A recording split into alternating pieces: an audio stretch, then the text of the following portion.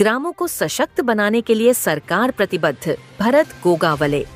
पालघर 26 दिसंबर। रोजगार गारंटी, फलोत्पादन और खार भूमि विकास मंत्री भरत गोगावले ने विक्रमगढ़ तालुका के खुमारपाड़ा में कहा कि सरकार की विभिन्न योजनाएं आम जनता तक पहुंचाई जाएंगी और हर परिवार को सशक्त बनाने के लिए प्रयास किए जाएंगे। इस अवसर पर खुमारपाड़ा को मॉडल गांव घोषित करते हुए उन्होंने महात्मा गांधी रोजगार गारंटी योजना के तहत किए गए कार्यों जैसे वर्मी कंपोस्ट, मोगरा खेती, खेत तालाब और बांस की खेती की सराहना की। उन्होंने जल तारा योजना का भूमि पूजन भी किया। जिलाधिकारी गोविंद बोडके ने आदिवासी समुदाय के जीवन स्तर को सुधारने के लिए चलाई गई योजनाओं का जिक्र करते हुए पालघर को वन पट्टा वितरण में अग्रणी बताया। कार्यक्रम का समापन सरपंच विलास गहला के आभार प्रदर्शन के साथ हुआ। आम्ही या ठिकाणी आलेलो आहोत। या विक्रमगढ़ तालुक्यामध्ये पालघर जिल्ह्यामध्ये खुमारपाड्याच्या या गावामध्ये की हा गाव हा नकाशावरती वेगळ्या प्रकारे आहे असं दाखवण्याचा प्रयत्न आमची अधिकारी मंडळी आम्ही सर्व करतोय।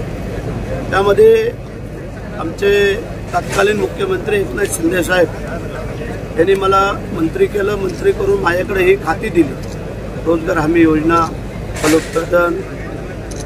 तर ह्यामध्ये आम्हाला काय स्कोप आहे, काम कसं तुम्ही करू शकता, त्यासाठी त्यांनी या गावाचं नाव निवडलं आणि आमचे अधिकारी नंदकुमार आणि त्यांचे इतर सहकारी यांना माझ्याबरोबर दिले। आज इथले आमचे खासदार आहेत, दोन्ही आमदार आहेत, जिल्हा परिषद अध्यक्ष आहेत, कलेक्टर साहेब आहेत, त्यांचे सर्व सहकारी आहेत। आणि हे एकच आहे की ह्या गावामध्ये पूर्वी असणारी त्यांची वाटचाल आणि आताची वाटचाल हे जर आपण पाहिलं तर जमीन आसमानाचा फरक आहे। तर अशा प्रकारचे अधिकारी, त्याच्यामध्ये बाबूराव मोरेंचं नाव घ्यायचं राहिलं, कारण ते खरे म्हणजे यातले किंगमेकर आहेत असं म्हणायला हरकत नाही आहे। त्यांनी या अधिकाऱ्यांना कशा विनंत्या करून कसं केलं, कसं राबवलं, ह्या लोकांना कसं मनवलं, पटवलं, त्याच्यामुळे ते पण तेवढे श्रेष्ठ आहे। आणि म्हणून मी इथल्या या ग्रामस्थांचं मनापासून अभिनंदन करतो, धन्यवाद देतो त्यांना। म्हणजे आम्ही सर्व मोगऱ्याची शेती पाहिली, कुक्कुटपालन पाहिलं, मेंढी शेळी पालन पाहिलं, त्यानंतर मत्स्य व्यवसाय पाहिला। आता काकड्यांचा सीजन नव्हता, त्यानंतर इतर काही विहिरी पाहिल्या आम्ही की ज्या त्यांनी कशा खोदल्या, कशा बांधल्या आणि त्याला आता पाणी किती, ठिबक सिंचन आहे। नंतर गांडूळ शेती, ज्याला खत गांडूळचं निर्वहन पण एक प्रकारची शेती आहे, त्या त्यांनी आम्हाला दाखवल्या। आणि आंबा लावगड, केसरी आंब्याची लावगड त्यांनी काही ठिकठिकाणी केलेली आहे। एकदा जर आपण चांगल्या प्रकारची मनावर घेऊन मेहनत घेतली तर आपल्या शेतीमध्ये आपल्याला चांगलं उत्पन्न मिळू शकतं, पैसे मिळू शकतात, हे त्याचं उदाहरण आहे। मगाशी सांगितलं जिल्हाधिकारी साहेबांनी, नंदकुमार साहेबांनी 2,10,00,000 रुपये काहीतरी असे मिळायचे फक्त भात शेतीच्या ह्याच्यावरती। आता त्यांना 3.25 कोटीच्या पुढं पैसे मिळायला लागलेले आहेत। आता त्याच्यामध्ये आणखीन वाढ होईल, कारण नवीन नवीन तंत्रशास्त्र दिल्यानंतर, टेक्नॉलॉजी दिल्यानंतर त्यात आणखीन काय करता येईल। आणि आमच्या खात्याच्या ज्या योजना आहेत त्यातल्या जवळजवळ सर्व योजना ह्या मंडळींनी इथं राबवल्या, म्हणून हे शक्य झालं। आणि अधिकाऱ्यांकडे पण तेवढी क्षमता होती की काय त्यातून आयडिया काढायची, कसं नवीन त्याच्यामध्ये नाविन्यपूर्ण आणायचं, ह्या सगळ्या गोष्टीचा त्यांनी अभ्यास केला। आणि त्या कुठलीही योजना ही बसत नाही, होत नाही, करता येत नाही अशी कारणं न सांगता त्यांनी आपल्या वरिष्ठांना सांगून आम्हाला हे मॉडेल गाव जे काय करायचं आहे ते त्यांनी करण्याचा प्रयत्न केलेला आहे। आणि म्हणून करता आज मी अजून माझ्या मंत्रालयाचा चार्ज नाही घेतला, परंतु मला आमच्या नेत्यांनी सांगितलं, शिंदे साहेबांनी, की फक्त तुम्ही इकडं जाऊन या। मी तात्काळ ह्या अधिकाऱ्यांना सगळ्यांना सांगितलं, आमच्या आमदार खासदारांना कळवलं आणि आज आम्ही इथं येऊन ही पाहणी केली। आता तुमची पत्रकार परिषद आणि मग काय इथून आम्ही परत परतीच्या सर, एकीकडे स्थलांतर थांबावं म्हणून रोजगार हमीसारख्या योजना आल्या, मात्र अजूनही ज्यांनी काम केलेलं आहे, ज्या रोजगार सेवक, त्यांना अजूनही त्याचा मोबदला मिळत नाही. काय नेमकं ह्याच्यावरती? आता मी भाषणामध्ये सांगितलं, मला ज्या वेळेला कळलं की काही पैसे ठिकठिकाणचे बाकी आहेत, शासनाच्या काही नियम अटी शर्तीमध्ये थोड्या अडकलेल्या आहेत, त्या आता आम्ही खुल्या करून त्यांना कसे लवकरात लवकर त्यांच्या मोलमजुरीचे पैसे मिळतील ती आता आमची जबाबदारी. सर, आपण याच्यापूर्वी रोजगार हमी म्हटलं तर रस्त्याकडेला PWDच्या कामाच्या बाबतीत आपण ठराव टाकणार असंच बघितलं जायचं. ह्या गावात आपण 208 योजना 206 योजनांची राबवली गेली, तर ज्याच्यामुळे दुबार कामं व्हायची, पैशाचा अपहार व्हायचा आणि रोजगारमध्ये भ्रष्टाचार व्हायचा, अशा रस्त्याच्या कडेला हे टाकणं अशा योजनांवर आपण क्लिनिंग करणार का? तुम्ही आता जर पाहिलं तर आम्ही जो आज विचार करतोय तो वैयक्तिक लाभाच्या योजना, गावाच्या लाभाच्या योजना ह्या आम्ही जास्तीत जास्त राबवणार. तो गाव समृद्ध व्हायला पाहिजे, तो माणूस माझा तिथला समृद्ध व्हायला पाहिजे. माणूस समृद्ध झाला तर गाव समृद्ध, गाव झाला तर तो महाराष्ट्र समृद्ध. ही जी काय आमच्या नेत्यांची संकल्पना आहे, अधिकाऱ्यांची संकल्पना आहे, ती पूर्ण महाराष्ट्रामध्ये अशा प्रकारे राबवण्याचा आम्ही प्रयत्न करतो. सर, एक शासनाचे नियम अटीमुळे निधी अडकलेला आहे, पण 4 कोटीच्या वर 8 तालुक्यातला निधी अडकलेला आहे आणि केंद्र सरकारकडून 90% निधी येणं बाकी आहे, म्हणून तो अडकला आहे. सर, तेच सांगितलं ना, पहिले गेले निवडणुकीचे आमचे 1-2 महिने आणि आता आमच्याकडे खाती आलेली आहे. आता आम्ही पण थोडं त्याचे अभ्यास करू द्या आणि का अडकलेत, कशामुळे अडकलेत, का दिले गेले नाहीत, पैसे असून दिले गेले नाहीत का आलेच नाहीत, हे जरा माहिती करून.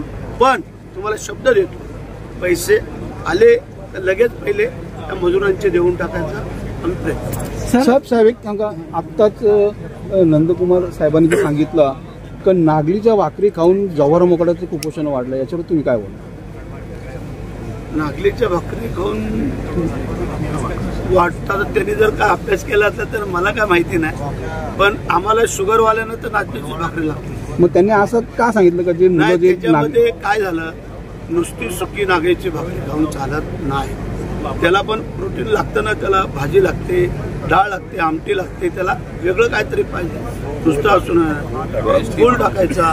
परंतु आम्ही तर असं समजतो की आम्हाला डॉक्टर सांगतात की तुम्ही लोकांनी नागली, ज्वारी, बाजरी खावी, तर आम्ही नंदकुमार साहेबांना विचारतो, त्याने जर काय त्यातला अभ्यास केला तो बघू आम्ही. सर, जैसा कि भी आपने कहा कि अधिकारियों की मेहनत और प्रयास और यहाँ के लोगों के प्रयास से इस गांव को विकसित गांव में दिया, एक आदर्श गांव निर्माण हुआ कुमारपाड़ा. इसके पहले यहाँ राज्यपाल भाई जी भी आके विजिट करके गए, अभी आप आए हुए हैं. तो पालघर जिले में मुझे लगता है एक वो गाँव ऐसा है कि जो आदर्श गाँव हुआ है. लेकिन जो सरकारी योजनाओं की बात करें तो ऐसे तमाम गांव हैं जहां आज भी रास्ते नहीं है, बिजली नहीं है, मूलभूत सुविधाओं का अभाव है. और सरकारी योजनाएं हर गांव के लिए बराबर होती है, तो एक ही योजना जो है इसी गांव में क्यों पहुंचा, यही गांव क्यों आदर्श बना है, बाकी गांव क्यों नहीं अभी तक आदर्श बन पाए हैं, और इसके लिए आपका आगे क्या प्रयास रहेगा कि पूरा जिले के सभी गांव आदर्श गांव बने? आपका कहना अच्छा है, मैं उनका स्वागत करता हूँ आपका. ऐसा एक ही गाँव नहीं, इस जिले में, इस तालुके में और भी कई गांव ऐसे होने जा रहे हैं, लेकिन एक मॉडल गांव हम लोग क्यों बता रहे हैं? जैसे कई बड़े बड़े लोग उनके गांव का नाम बताते हैं, वैसा ये आदिवासी पाड़े का एक अच्छा गांव इन लोगों ने मेहनत करके जो किया है, तो इसका मेहनत का उदाहरण लेके बाकी गांव वालों ने भी तैयारी होना चाहिए. वो तैयार होते तो हम लोग उनको देने के लिए तैयार हैं. और अभी हमारा ये बात है कि हम दूसरे भी गांव को नजदीक लाने के लिए तैयार है, उसके लिए. सर, आपण रायगडच्या पालकमंत्री पदासाठी आग्रही आहात, नेमकं काय? प्रत्येकाला वाटतं की आपण आपल्या जिल्ह्याचं पालकत्व स्वीकारावं आणि आम्ही काम करतो. माझे कार्यकर्ते, पदाधिकारी, संघटनेचे लोक आणि आमची महायुतीतले इतर 3 आमदार आमचे भारतीय जनता पार्टीचे आणि शिवसेनेचे, ह्या 6 जणांनी आम्ही मागणी केली की भरत शेठला पालकमंत्रीपद द्यावं. आम्ही तळागाळात काम करतो आणि आम्ही गरिबांची जाण ठेवणारा माणूस असल्यामुळे आम्हाला लोकांना असं वाटतंय की आपला माणूस तिथे असावा. आता तुम्ही जर पालघरमध्ये दौरा केला याचा अर्थ पालघरची धुळा तुमच्यावरती दिली जातील असं काय वाटतंय का तुम्हाला? तसं काही नाही आहे, परंतु तुम्हाला एक सांगतो की काही होऊ शकतं. ज्या वेळेला आमचे वरिष्ठ लोक काही ठरवतात त्यावेळेला आमच्यासारख्या कार्यकर्त्यांनी ते स्वीकारणं पाहिजे. त्याचं कारण आहे, कारण जर तुम्ही काम करण्यामध्ये तुमची जर धमक आहे तुम्ही कुठेही काम करू शकता. आज नंदकुमार साहेब छत्तीसगडचा माणूस आहे, लक्षात आलं का, पण महाराष्ट्रामध्ये इथं काम करते आणि आपल्यासारख्या या खेडूत गावामध्ये काम करतात. असं काय काळजी करू नका, ती जबाबदारी आहे. शिवस्मारकाचं भूमिपूजन कधी करणार? आपला एक ड्रीम प्रोजेक्ट आहे. ड्रीम प्रोजेक्ट आहे शिवस्मारकाचं. समुद्रातलं बोलतोय का? नाही मग? रायगडच्या पायथ्याचं. हा सॉरी, रायगडच्या पायथ्याचं शिवस्मारक ह्याला आता 50 कोटी सध्या पहिल्या टप्प्यात दिलेले मंजुरीला झालेत. म्हणजे वर्क ऑर्डरचं काम चालू आहे. मध्ये निवडणुकीच्या ह्याच्यात आचारसंहिता अडकलं होतं, पण त्याला आणखीन पैसे जास्त लागतात, तेही घेऊ. पण एक चांगली शिवसृष्टी जी महाराष्ट्रामध्ये लोकांनी आल्यानंतर रायगडवरती शिवाजी महाराजांच्या समाधीचं दर्शन घेतल्यानंतर, त्यांनी खाली जिजाऊ महासाहेबांच्या समाधीचं दर्शन घेतल्यानंतर त्या शिवसृष्टीमध्ये की त्यांनी ते तल्लीन व्हायला पाहिजे, अशा प्रकारचं आमचं नियोजन आहे आणि ते आम्ही लवकर सुरू करू. Okay sir. चला, धन्यवाद, आभारी आहे.